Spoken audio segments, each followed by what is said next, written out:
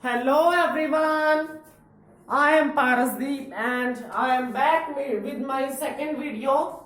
Okay, so if you learn maths with me, you will be in love with the maths. So let's start doing the chapter real numbers. I am going to continue it from where I have left.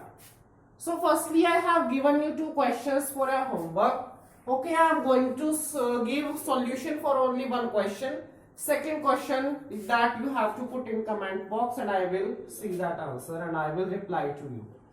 Okay, so firstly that is 4052 and 12576. So firstly we need to divide this. I have told you that how to divide it. After that we have to choose A and B. अगर हमें A and B को choose करना है तो हम A और B को कैसे choose करेंगे? I have already told you that there is a condition that A is always greater than B. So here 12576 is greater, so this is our A and it is smaller and this is our B.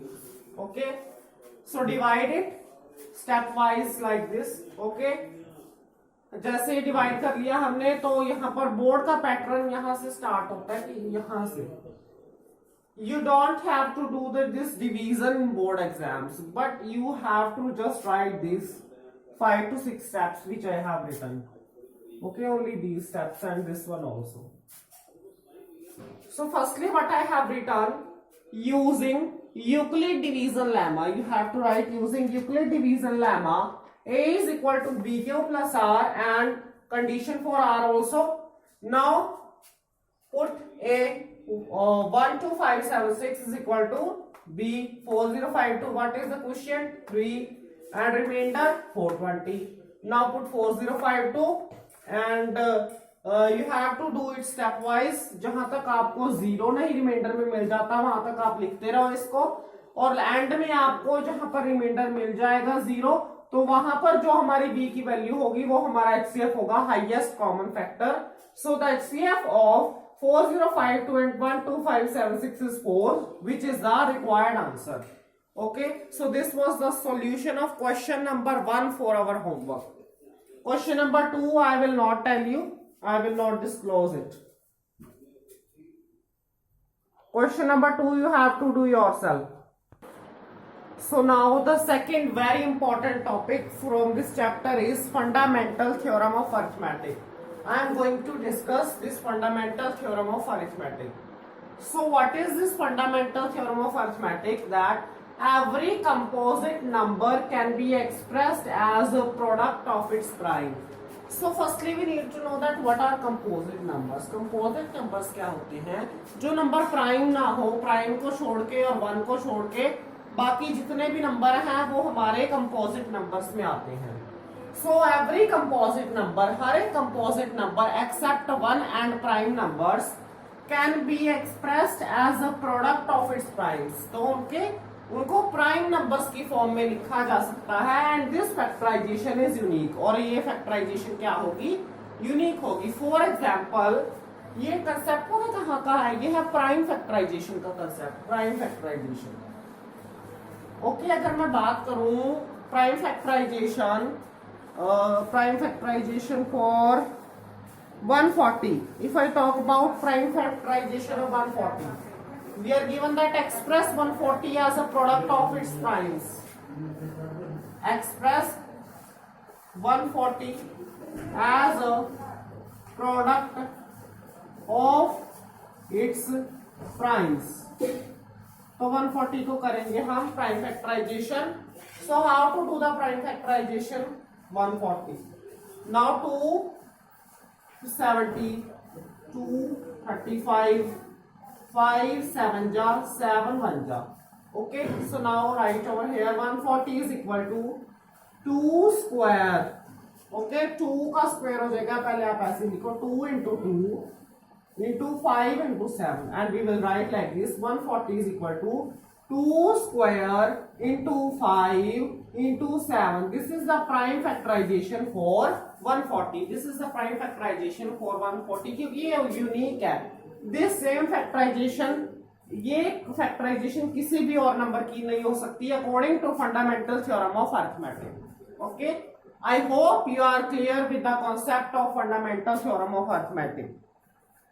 After that, our concept is LCM and HCF. So now we are going to continue with the concept, that is LCM and HCF. LCM stands for least common multiple and HCF stands for highest common factor. HCF तो मैंने आपको निकालना सिखा दिया कि हम HCF कैसे निकाल सकते हैं यूक्लिड डिवीजन लेमा से, प्राइम फैक्टराइजेशन से भी हम HCF को निकाल सकते हैं. And if I talk about least common multiple, that is the LCM. LCM हमने निकाला हुआ है, ठीक है ना, बहुत बार निकाला हुआ है LCM, ठीक है ना. तो प्राइम फैक्टराइजेशन के माध्यम से हमें निकालना है. सो 6, सो है 20, 2 3 जा 3 1 जा, 2 10 जा 2 5 जा 5 1 जा. अब रखो यहाँ पे 6 is equal to 2 into 3, 20 is equal to 2 into 2 into 5, 2 into 2 into 5. Now find the common factors. Common factors ये है ना कॉमन फैक्टर्स, 2 इंटू 2. तो जो कॉमन फैक्टर्स होते हैं एक ही है कॉमन फैक्टर 2. कॉमन फैक्टर क्या दोनों में 2. तो जो हमारा कॉमन फैक्टर्स होते हैं अगर 2 से ज्यादा हो, 1 से ज्यादा हो, तो उनको मल्टीप्लाई करके जो आंसर आता है वो हमारा HCF होता है. अगर एक ही हो तो वही कॉमन फैक्टर हमारा HCF होता है, क्योंकि वो क्या है, हाईएस्ट कॉमन फैक्टर, ठीक है ना. HCF is highest common factor, so the answer is 2 HCF. HCF क्या हमारा 2, the value of HCF is 2. Now if I talk about, अगर मैं बात करूं LCM की, तो भी इस प्राइम फैक्टराइजेशन के से LCM कैसे निकलेगा. LCM लीस्ट कॉमन मल्टीपल निकालने के लिए आपको पता क्या करना है, इस 2 को लो, 2 कॉमन जो फैक्टर आया है उसके साथ बाकी बचे नंबरों को मल्टीप्लाई कर दो. क्या करना है, कॉमन फैक्टर्स आए हैं 2 आया ना, उनके साथ ये तीनों नंबर्स को मल्टीप्लाई कर दो जो हमारे बचे हुए 2 into 3 into 2 into 5, 2 square into 3 into 5. सो इसको सॉल्व करके हमारे पास वैल्यू आएगी, what will be the value, that is 60. 3 5 15, 15 4 जा 60. So here the HCF is 2 and LCM is 60. अब हमें पता कैसे चलेगा कि जो हमने LCM और HCF निकाला है कि वो एब्सोल्युटली करेक्ट है या गलत है. So for that we have a formula. We are going to discuss that formula.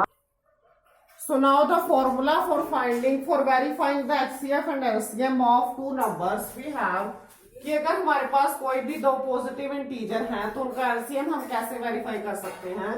Let the 2 positive integers be A and B. So HCF of A and B into LCM of A and B, that is equal to A into B, means that HCF into LCM, that is equal to the product of 2 numbers. So this how we can verify. This was the formula to verify HCF and LCM. So thank you, that's all we have for this video. Have a great day ahead.